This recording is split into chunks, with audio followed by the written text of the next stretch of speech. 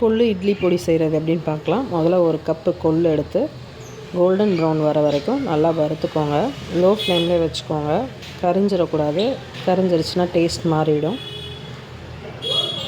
இதை ஒரு பிளேட்டில் ட்ரான்ஸ்ஃபர் பண்ணிவிட்டு 1/4 கப்பு உளுந்து எடுத்துக்கோங்க.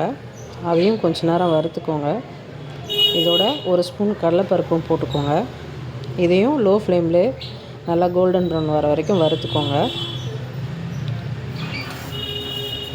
இதையும் ஒரு பிளேட்டுக்கு ட்ரான்ஸ்ஃபர் பண்ணிவிடுங்க. 10 காஞ்ச மிளகா போட்டுக்கோங்க. காஷ்மீரி சில்லி ஒரு 5 போட்டுக்கோங்க. கலருக்காக போட்டிருக்கேன். தேவைன்னா போட்டுக்கோங்க, இல்லைனா ஸ்கிப் பண்ணிக்கோங்க. லோ ஃப்ளேம்லேயே வச்சு நல்லா வறுத்துருங்க.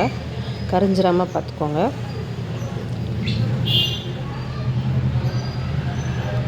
இதையும் வேறு பிளேட்டுக்கு ட்ரான்ஸ்ஃபர் பண்ணிவிட்டு 8 பல் பூண்டு நான் தோலோடு தான் எடுத்திருக்கேன். நீங்கள் தோலை உரிச்சிட்டு கூட சேர்த்துக்கலாம். அதையும் கொஞ்ச நேரம் வறுத்துக்கோங்க. இதோட ஒரு சின்ன அளவுக்கு புளி எடுத்துக்கோங்க.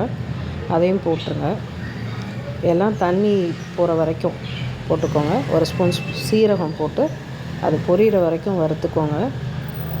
இதை தனியாக ஒரு பிளேட்டில் எடுத்து வச்சுக்கோங்க. முதல்ல பருப்பெல்லாம் போட்டு உப்பு போட்டு பெருங்காயம் போட்டு அரைச்சிருங்க. அடுத்து அரைச்சிட்டு பூண்டு இதெல்லாம் ஒன்றா சேர்த்து அரைச்சிருங்க. கொள்ளு பொடி ரெடி.